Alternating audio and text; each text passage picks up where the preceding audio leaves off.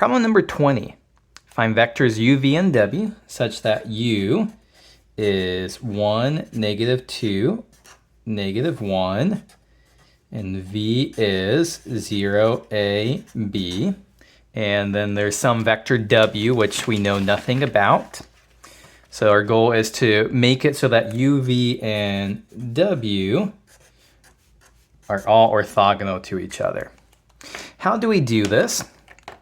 So first thing, let's just note here, if we do u dot v, we get 1 times 0 is 0, plus -2 times a is -2a minus b. We want this to equal 0. Okay, let's just make a choice here. What happens if we set b to equal 1? If b is equal to 1, then -2a minus 1 is equal to 0, or a is equal to -1/2. So if we choose a to be -1/2 and b to be 1, u and v are orthogonal to each other. Let's think about how to make vector w orthogonal to vector v here. If we choose, let's just do generic here, w1, w2, and w3. If we want v dot w to equal 0, we should have -1/2 w2 plus w3 to equal 0, or w3 is equal to 1/2 w2. Again, let's just make a little choice here. If we set w2 is equal to 1, then w3 is equal to 1/2. So note that I have a little bit of freedom here. There's lots of possible answers here, so this is why here I'm just choosing b is equal to 1. Here I'm choosing w2 is equal to 1. That there could, you could make other choices, and that could still be completely fine as well. So now the question here is, with this here as our v, we know that u dot v is equal to 0. And by this construction here of w, we're guaranteed that no matter what w1 is, we're going to have v dot w will be 0 minus 1/2 plus 1/2 will give us 0. So now we just need to make it so that u dot w is equal to 0. So let's see here. U dot w is going to equal, let's see here, 1 times w1 minus 2 times 1, and minus 1 times 1/2, so -1/2. And so this ends up as w1 minus 5/2, and that's equal to, we want that to equal 0 here. And so we can conclude here, w1 needs to equal 5/2. And so with this choice here, w is 5/2, 1, 1/2. Now u dot w is equal to 0. And we successfully have all three of these vectors perpendicular to each other. Okay, that was problem number 20.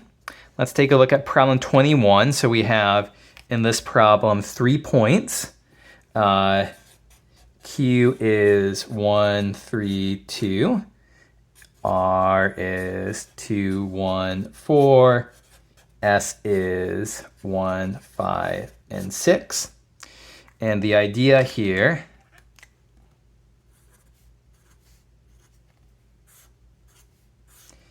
is that we have Q, R, S. We form this triangle here. And we want to find, sorry, I'm looking at part B before I'm getting to part A here. But we'll need this picture as well in part B. Part B is going to find an angle. For part A, we need to find an equation of the plane with these 3 lines. So we're going to need 2 vectors here, v is the vector from Q to S, and W is the vector from Q to R. So let's see here. If V is from Q to S, this would be 0, 2, 4. W is the vector from Q to R, 1, negative 2, 2. And so the idea here, I really should say what I'm doing here, is that we are attempting to find a normal vector to our plane, because to write down the equation of the plane, we need a point and a normal vector. And how do we do that? Well, this is what we take the cross product of two vectors that lie in the plane, V and W, take the cross product, get something orthogonal to them. Okay, so when we take the cross product of V cross W, so I hat, J hat, K hat, and 0, 2, 4, 1, negative 2, 2. And this is going to be, let's see here, I hat times, I'll just write down, I hat times 4 minus negative 8 will be times 12, minus J hat, cover up the top row, middle column, 0 minus 4. And then plus K hat times cover up the top row in the last column, 0 minus 2. And so this gives us 12I hat plus 4J hat minus 2K hat. And I'll leave this as a check for you that this is orthogonal to both V and W. It's always good to check that.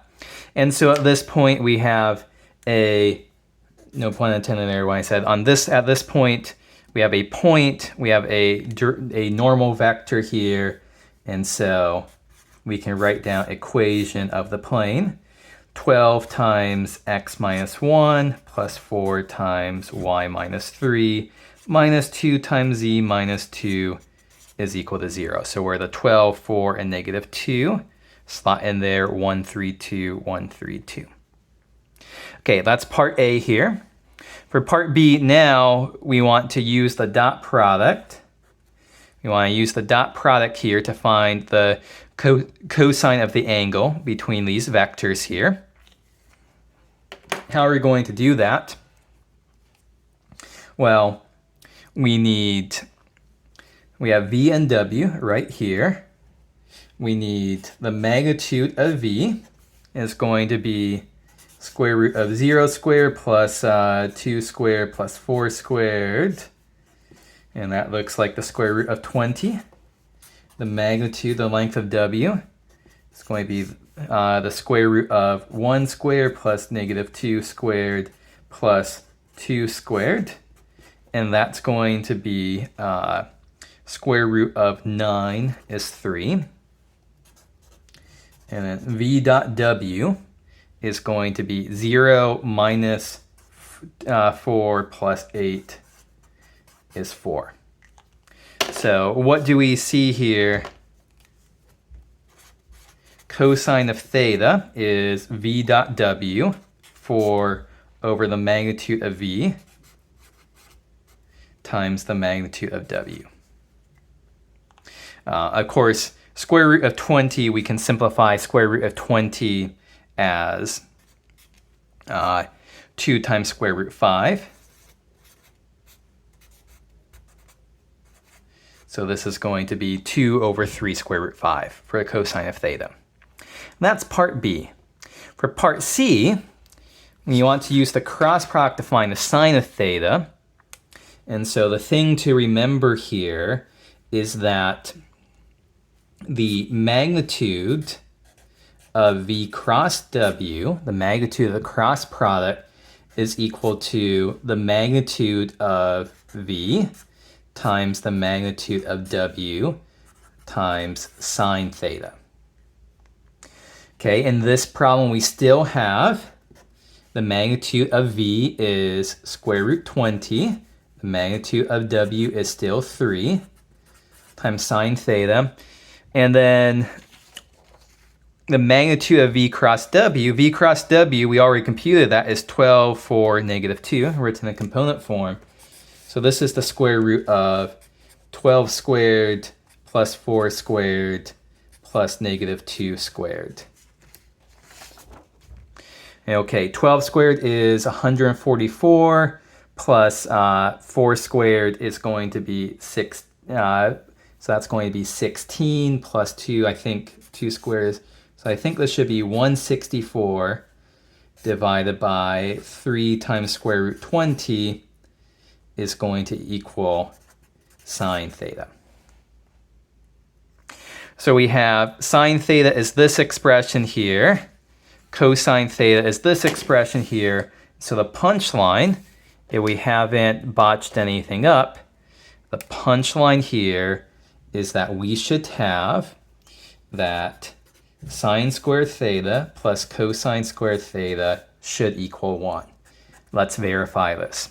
So sine theta is square root of 164 divided by 3 square root 20, all of that squared, plus cosine theta is 4 over 3 square root 20. All of that squared. When we square this, we get 164. Downstairs, we have 9 times 20. This would be 16 over 9 times 20. And look at this. So the denominator is 9 times 20 is 180. 164 plus 16 is also 180. Yes, yes, yes, yes, yes. That all checks out. So this is a nice little application here to tie together many, many, many different separate things here.